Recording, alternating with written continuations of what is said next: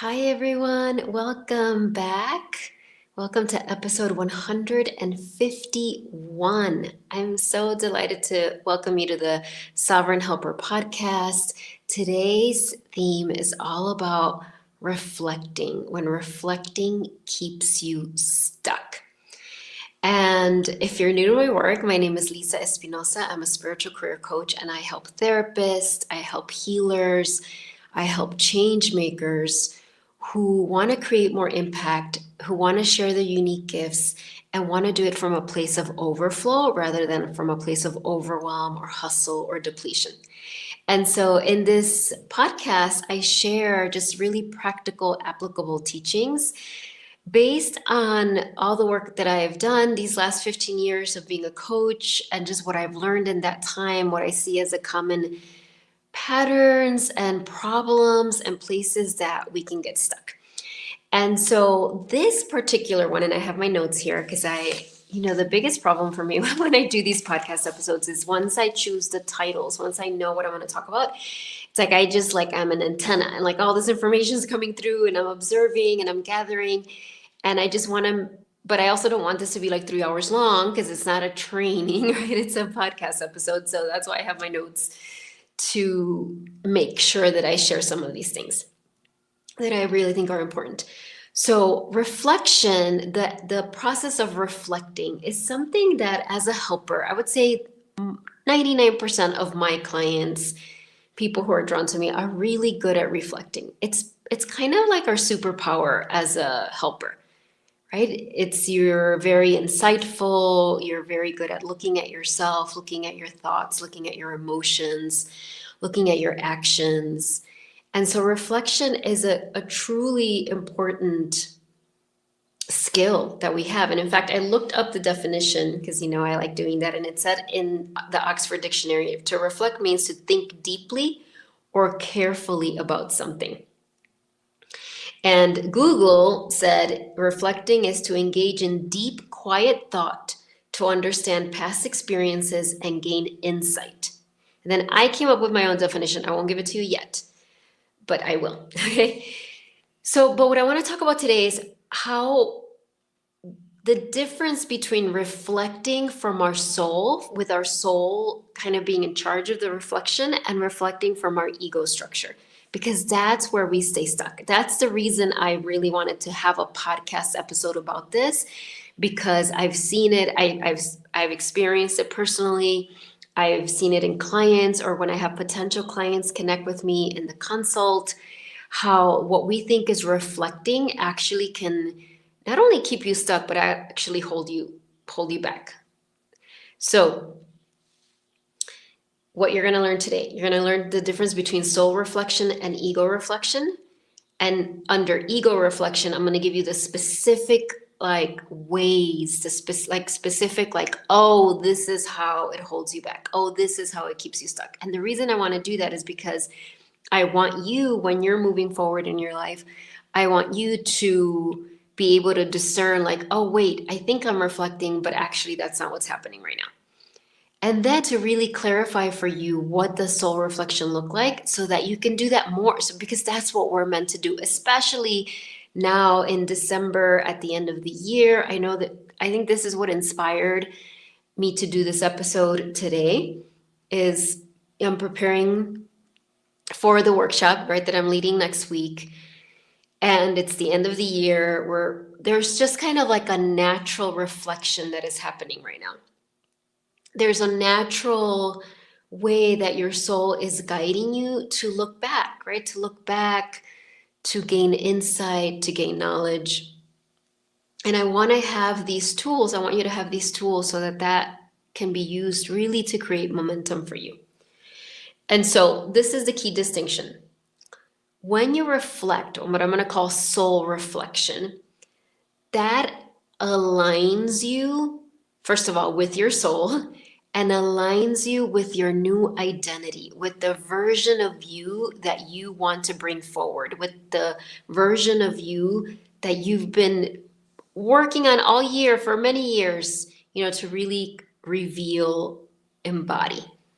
So that when you reflect from that place, your self-concept meaning the thoughts you think about yourself, the emotions you have about yourself, get up leveled. It builds your confidence, your self-esteem. It builds your value. And when I say that, I don't, obviously, we are all innately valuable. So that's not what I'm talking about. But it builds your value as a helper to create more impact for your people, whether that's your clients, your students, the people in your orbit, the people you run into, right? When you're a helper, you're really meant to radiate your medicine all the time, not from a place of depletion, but just from a place of alignment. So true reflection leads to that. When you're reflecting from the ego, it reinforces your past identity.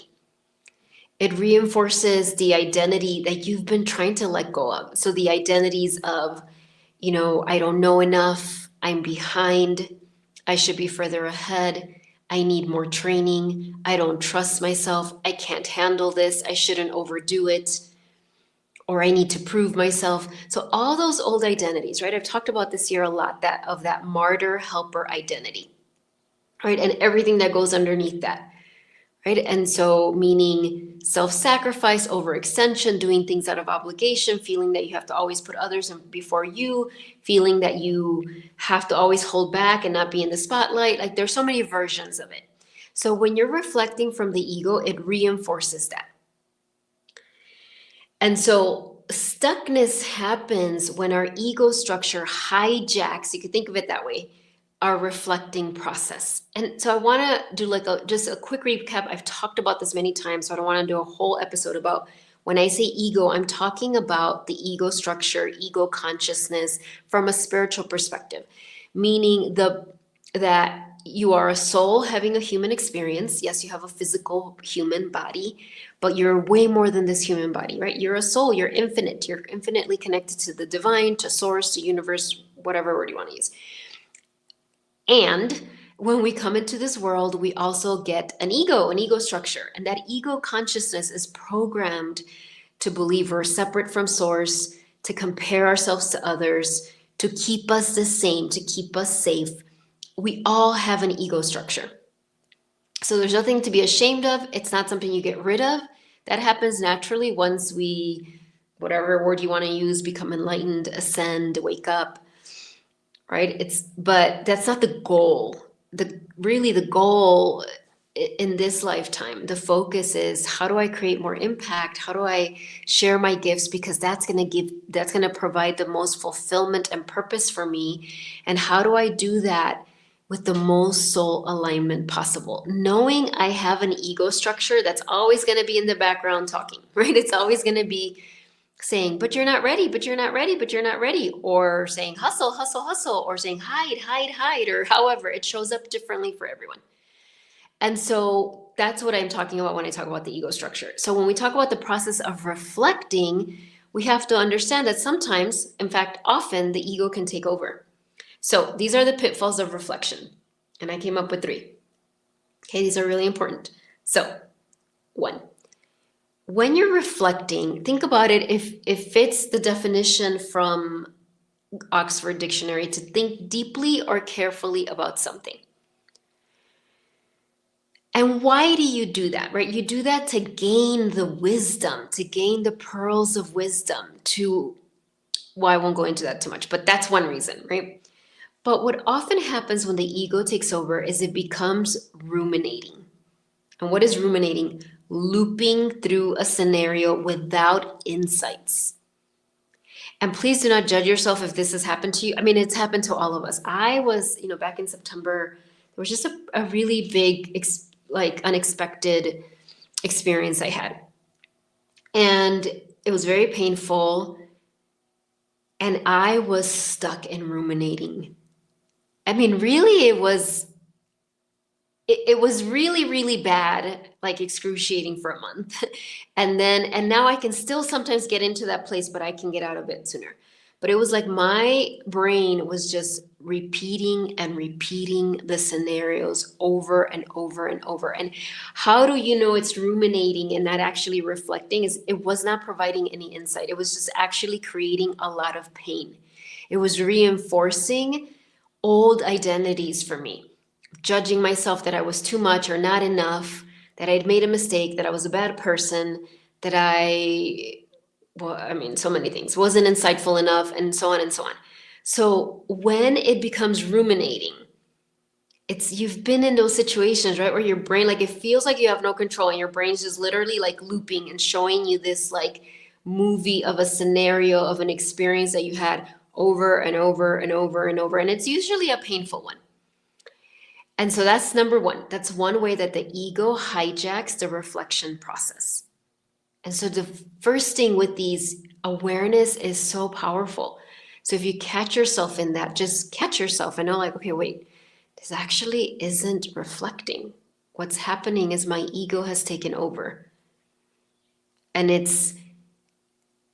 we don't need to go too much into like why the ego does this, but the short answer is the ego structure ultimately thinks it's protecting you by keeping you the same. Yes, it allows some growth, it allows some change, but it's actually quite terrified of us being in full alignment with our soul. And so anything it could use to do that, it will, to keep us stuck, to keep us anchored in the past, because the ego is also very scared of the present. I don't even think the ego structure, again, I don't want to demonize the ego. The ego is just a program running through us. But I don't even know, now that I think about it, that the ego is aware of the present moment. But it's either not aware of the present moment or it's terrified of the present moment. Either way, the point is it tries to keep us from the present moment. So think about how powerful it is then to just keep you ruminating and looping. Just keep looping over a scenario. Okay, so that's number one, how it hijacks. And number two is very connected to number one, is leading to regret. It's like you're supposedly reflecting, looking back, but again, when you look back, maybe it's not so much the ruminating, but you look back and you're just filled with regret. Your thoughts are, I shouldn't have done this. Why did I do that? I'm a bad person for doing that. I made a mistake. And I want to be clear. I'm not suggesting that there aren't times when we make mistakes. Obviously, we are human. We will make mistakes. But when you're reflecting from your soul's perspective, you're not beating yourself up about it. Yes, there might be insights, like with this experience I had, there were insights, of course, that I received. But they didn't come from a place of regret. They came when I was actually in reflection with my soul. Then I could like have insights like, oh yeah, there was a indicator before that happened that I ignored, right? Or, oh yeah, but that again, that was very different than from this place, coming from this place of regret. So you also need to recognize that, because the truth is about regret is it never comes from your soul. I don't know if I've ever said it that way, but it's coming forward that way now, and it's very clear. Your soul is never leading you to regret anything. I mean, really think about it. I've talked about this a lot. A lot of helpers have had very challenging experiences, very challenging lives. A lot of times it was more intense in your youth or childhood, but still, as a helper, as one of my coaches says, you go first, you go often, you go with purpose. What does that mean? Is that we're always getting initiated before the most of humanity. Why? Because we're like the frontline workers here, right? We need to experience it first to be able to help others. So I went through a lot of grief in my life, a lot of grieving since childhood. There's a lot of grief, a lot of grief, a lot of grief, a lot of grief. And part of that was my curriculum, to learn how to be with grief, to not get overwhelmed by grief, to understand it, and to be able to understand people when they're grieving and not be scared of it, not be like, don't tell me because I'm going to get overwhelmed, but to like really be able to be with it, not be scared of it, not get overwhelmed by it, and also hold deep hope that they will get through to the other side. And so that, when you are reflecting, those are the gems that come, right? Those are the gems that come, is that you realize, oh, like, what are your gifts? What has that experience help you to become, how has it helped you be a more impactful, more authentic, more loving, more compassionate? wiser helper. But again, your soul never looks at it with regret. Yes, there could be sadness. Of course, there could be pain. As a human, we're going to experience pain. That is why this is such a heroic human journey we agreed upon, because there is going to be pain. There doesn't have to be suffering, though.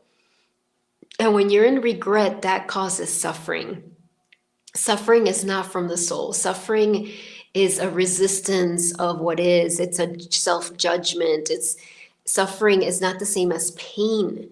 So it's really important for you to understand when you're filled with regret, just recognize, well, that's not coming from my soul. Because regret is a heavy emotion that makes it actually very hard, if not impossible, for you to actually access the wisdom of whatever experience you're regretting. Because the truth is that all the experiences, no matter how painful they were, and sometimes the ones we learn from the most are the ones that are quote unquote mistakes that we did. So ruminating, regret, those are clear signs that your ego has taken over the process of reflecting. And the last one is avoiding action.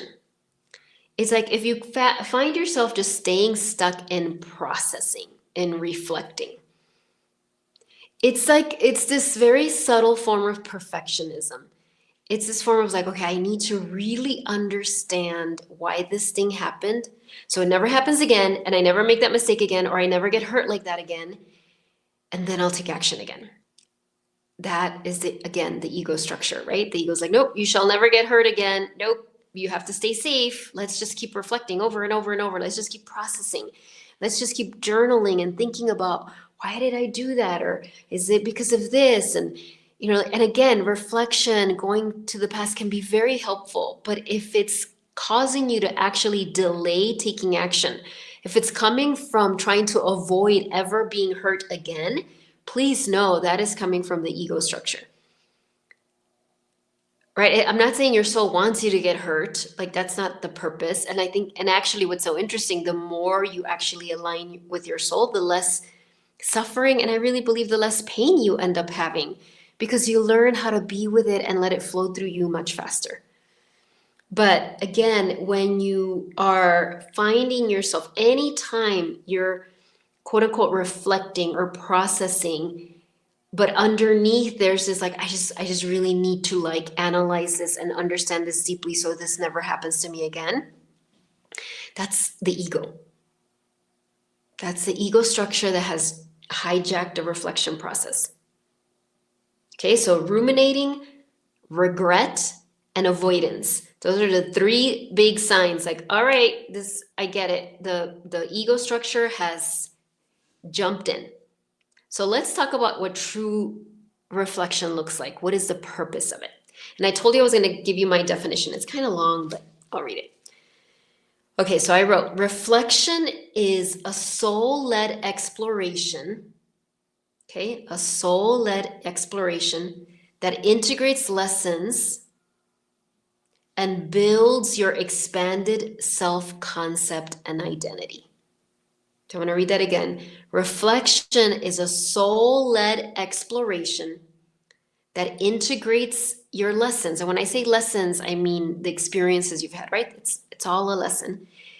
And builds your expanded self-concept and identity. And self-concept and identity are like the same things. I just use both words, but meaning what you believe about yourself, the way you see yourself, the way you carry yourself in the world. That's what reflection is meant to be. And so these are the three. So I'm going to give you these three ways reflection is supposed to help you. One, it helps you look at the past and pull forward the lessons and pearls of wisdom. All right, so look at the past and bring forward the lessons and pearls of wisdom. And I'm going to give you an example because this was so perfect, because I literally had this happen like a few minutes before we were going to start. Second is it reveals the thoughts, emotions, and protective patterns connected to an experience. So that's really powerful. So I'll give you, actually did this morning. So I woke up, I've been waking up a few times in the last week just with this feeling of like, you know how they say meh, like, which is very rare for me. I mean, I wake up with anxiety, I wake up with all sorts of emotions. I have very strong emotions, but that feeling of like meh, like it's kind of like boredom, but it's more like this detachment is very rare for me. But I've had a couple of mornings where I've woken up like that, and today was one of those. And I really resist it. Like I have heard this like, what the heck? Why am I feeling this? But I sat and I was like, okay, what? I realized I'm like, I need to reflect on this, right? Not ruminate, not be filled with regret, not avoid it taking action. And so it wasn't like I'm going to spend 2 hours reflecting on this. So I was like, just like I sat down I have a little chair here that's very comfortable with my journal next to it that I leave it. So in the morning I get up, come here, sit. And I was like, I could just feel the meh, but I was like, what actually am I feeling, or what are the thoughts? And the thoughts were something along the lines of like, nothing matters. Why even try? Something like that, which is, again, not a usual thought pattern for me. And I realized, and so I was like, oh, those are the thoughts I'm having. And then the question, when I say protective patterns, I was like, what are these thoughts protecting me from? This like, why bother? Don't try so hard. And I was like, and as soon as I asked the question, it was like disappointment. I was like, oh, there's some part of me that's like, doesn't want to get disappointed. It was really surprising to me because I feel like I've worked on this a very long time. So I was surprised. But I was like, oh, that's what's happening. And of course, it makes sense, right? As I teach all these things, as we're all on the verge of ending a 9-year cycle and beginning a whole 9-year cycle, right? There's so much that we have visions and goals and intentions for our lives. We've been working on dissolving old patterns. And so it makes sense that some aspect of me, some part of me would be like, don't keep trying. Like, why put yourself out there more? Like, don't get your hopes up. Like, you're going to get disappointed. So why bother? Why do all the things? Right? And so as soon as I recognized that, I was like, oh, okay, that's what's happening. And then I really asked that question. I asked myself that question, well, why bother? Because I could just agree and be like, you're right. It would really suck to be disappointed. Let me just stay the same. But when I sat with that, I was like, no, why bother? Because I like myself better. I enjoy myself better. I enjoy my life better when I'm trying, when I'm actually not giving up, when I'm like giving it my all. I actually enjoy being me more. So ultimately, it's not even about meeting the goal, but it's like I had to remind myself of that, right? So that's one example of how reflection, when you ask yourself those really good questions, what is the thought I'm having? And that does require your higher brain. Your ego structure doesn't want you to ask yourself good questions. I know I've said this many times that I'm going to do a whole podcast episode about asking yourself good questions, and I really have to do that. But, the type of questions your ego loves for you to ask is things like, what's wrong with me? I mean, think about what a low-level question that is. If you ask yourself that question, what's wrong with me? Literally, your brain, led by your ego, is going to give you all the things that are wrong with you. Well, this is wrong, and that is wrong, and that is wrong, and that is wrong. That is not a powerful question, right? And so I started with that, right? When I was like, ugh, what's wrong with me? Why am I feeling this? That was a low-level question, right? And I was thinking like, maybe it's because I didn't sleep good last night, because I didn't sleep good last night. Maybe it's because my hormones, maybe it's because some astrological thing is happening. And I was like, wait, like, hold on. And then I was like, wait, what is the thought that's creating that meh feeling? And then as soon as I cleared that and wrote that down, then everything flowed, right? Then I was like, oh, what is that protecting me from? Disappointment. Oh, and then I got clarity. And that whole thing took like 10 minutes. It wasn't very long, maybe less.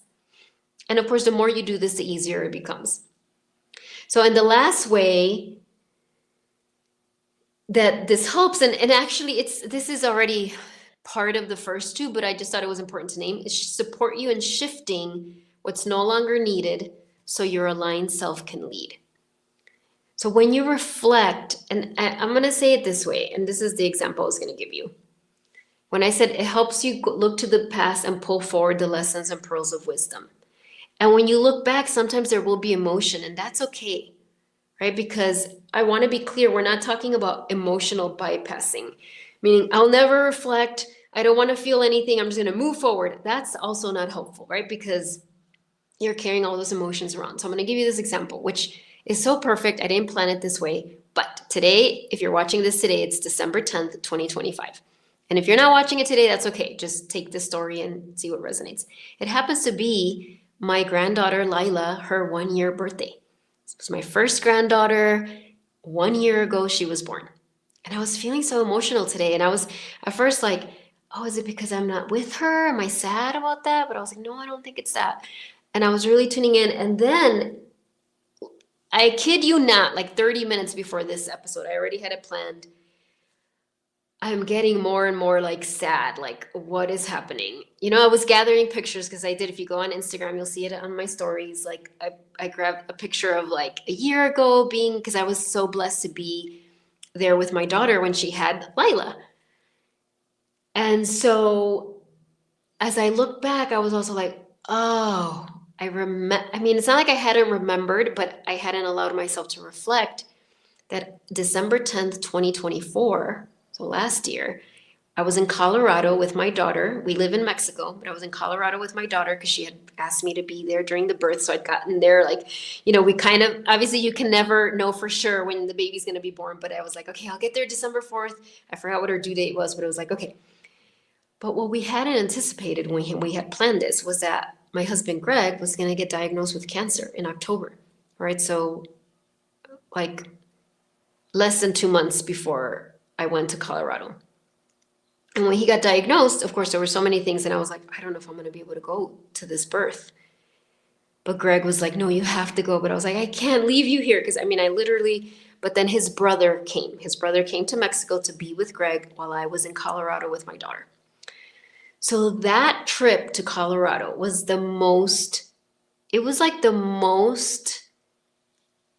I think this is true, the moment where I felt the most joy and grief at the same time. Like simultaneously. I was so happy to be there with her, to be there during the birth of my first granddaughter, to celebrate how different her life was than mine was when I first had a child. I had a child at 19. It was a very different situation. So I was so happy about that. And then I was complete grief because Greg had literally just started chemo. I'd gone to one chemo session with him. He was in excruciating pain, not from the chemo, but from the type of cancer he has. He was having a lot of bone pain. And so I remember having like my daughter's birth plan, because she was like, okay, Mom, here's my birth plan, because she was having she had an unmedicated birth, and having Greg's chemo plan. And I was literally like, it was like the most, I'm so happy. Oh my gosh, it's so amazing. My heart is breaking. I can't believe Greg has cancer. And that I'm not with him. And I would call him on the phone and he would be in excruciating pain. He would try to not show it, but I could tell. And then I'd talk to him, and then I'd go be with my daughter, and she was, hoping labor would start. And it was just a real amazing time. And a lot of miracles came out of that. But today, when I was guided to reflect, to look back, first I allowed myself to cry because I was like, oh, there's still emotion from that. Even though I cried then, there was emotion that I just let move through me, right? It wasn't like sobbing uncontrollably. Not that there would be anything wrong with that, but it was just like, oh, just emotion that still had to move through me. And then this is the thing that we miss when we don't reflect for my soul, because my soul wanted me to do that journey, to look back and remember how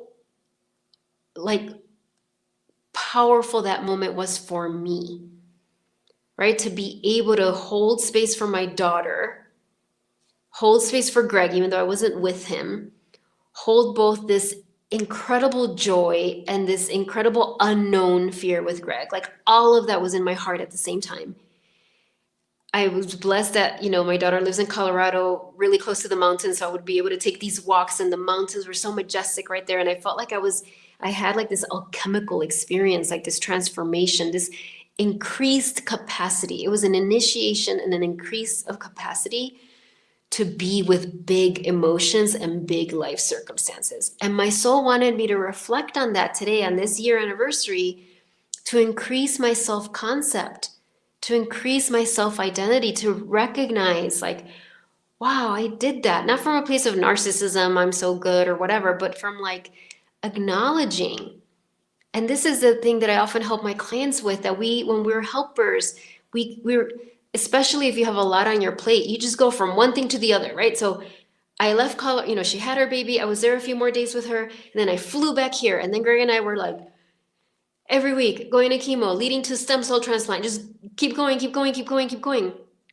And although that's admirable and that's great when we can do that, it also can keep us stuck in old identities when we don't pause to really like honor the journey and honor who you've become. And so that's what true reflection does, right? I could have looked back, I guess, and gone into ruminating or regret or any of those, but fortunately, Grace was here. And probably because I'd been preparing for this podcast episode, I was so primed to really understand what was happening. My only worry was like, I've got to stop crying before this podcast episode starts. But I was like, no, this is going to be perfect.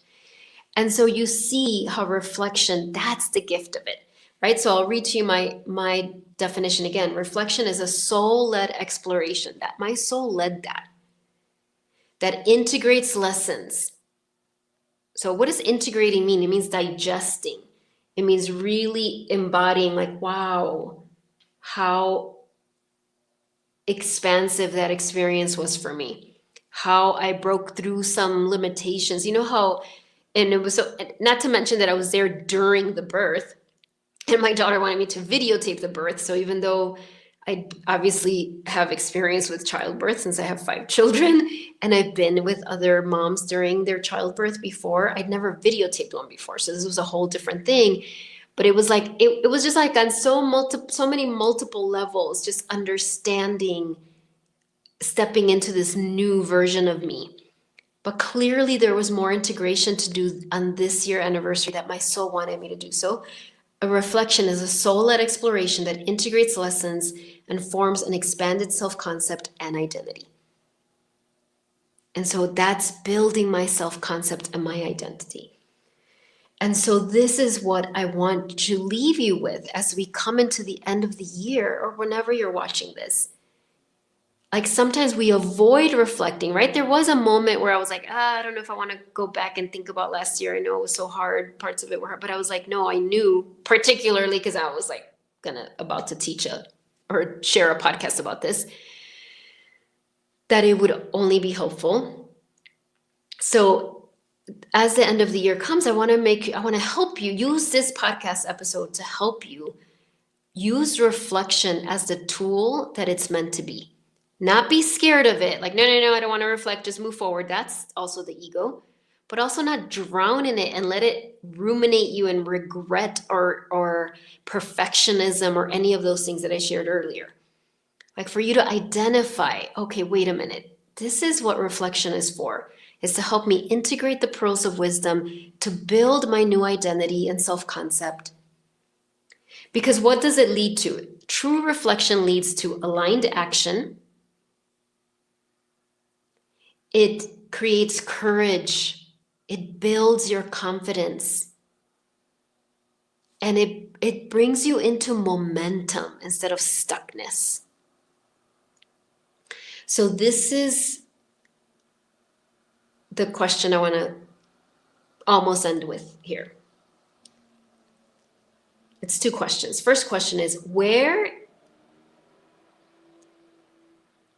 is reflecting keeping me stuck? So now that you heard this whole episode, think like, where in my life am I using reflection, but it's actually my ego calling it reflection, but it's actually hurting me. It's actually holding me back.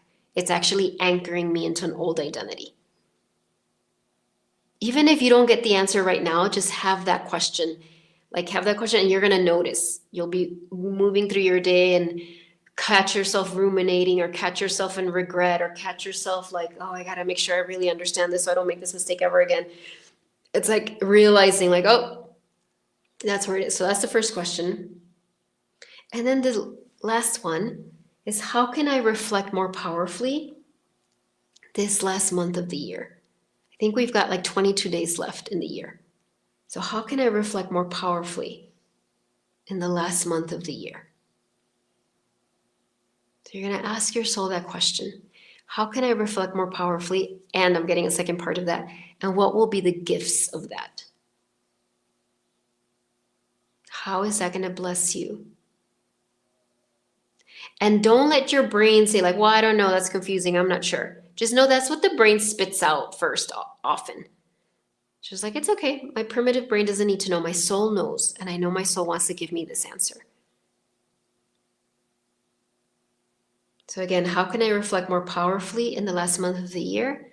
What will be the gifts of that? And I want to remind you, if today's conversation resonated, this is exactly what we're going to do next week on the 18th in my workshop, Prepare the Way for Your Best 2025. It's December 18th at 2 p.m. C Central. $33. You will get the replay. Of course, I'd love for you to be there live, but you will get the replay. Even if you're there live, it'll be so useful to have the replay. And what is this going to be? I'm going to guide you through some true reflection prompts, right? Prompts that are going to actually help you reflect from soul alignment, not from your ego spinning you or distracting you or just keeping you stuck. First of all, so you can really integrate this year that we're ending. Remember, it's the end of a 9-year cycle. It's not just the end of a year. And then I'm going to talk about 2026, the energies of 2026 that brings the archetype of the fire horse, the energies of 2026 that brings the number 1 in numerology. When you add the digits, 2026, it reduces to 1. I'll explain all that in the workshop. But like, what does that mean? What are those energies? How do you harness those energies? And then also provide, because we can reflect about the past, and then I'm going to talk about in that workshop, reflection. It's like envisioning is really the partner of reflection. Envisioning is calling the future forward, right? It's like not just stepping into 2026 like, okay, it's a new year. Okay, I hope things are different. Let's keep going. No. Like with intentionality. Like, who did I become? Yesterday, I sent an amazing blog. If you didn't read it, read it. Listen to it. I put the audio if you don't want to read it. Who has 2025 prepared you to be? What kind of leader? What kind of helper? What kind of person? And I gave you my examples there because I know examples can be so helpful. And so that's going to be an amazing workshop. I'm so excited. And I will pull an oracle card for each individual person. So I don't do that in my free masterclasses. I do a group oracle spread, which is amazing. But this one, I will pull one individually for each of you. And even if you're not there live, I'll pull it for you and you'll see it in the replay. So I would love to see you for that. I'll put the link in the comments. And I'm just so excited to be with you these last days. Next week will be the last podcast episode of the year. It's going to be an amazing one. It's all about letting people be wrong about you. A lot of us are being guided to, I think actually, I shouldn't say a lot of us, I think all helpers. This is like a non-negotiable skill that we need to like embody. I'll talk about that. And of course, Thursday we have the workshop I just talked about, and I still have slots for Sovereignty Consult. If you want private help with this, I would love to talk. I'll put the link there in the comments section, and not comments, in the caption. And I hope to see you soon. All right, bye everyone. Have a great, I forgot, I did pull a card before we started from the Divine Feminine Oracle. And I was like, okay, Divine Feminine, what message do you have for all of us? We got Perpetua, the Saint of Authenticity. It says, I am my authentic self in all circumstances. I'm going to read that again. I am my authentic self in all circumstances. So for me, this is the gift of reflection that this card is saying. When we truly reflect from our soul's perspective, you are your authentic self in all circumstances. And that authentic self is what the world needs. Your authentic self is the medicine, is the answered prayer, is the miracle, is the blessing. Right, so I'll show you this picture. All right. Lots of love, everyone. Bye bye. And check out my Instagram so you can see my little Lila granddaughter. Here, bye. Bye, Roxana, and anyone else watching.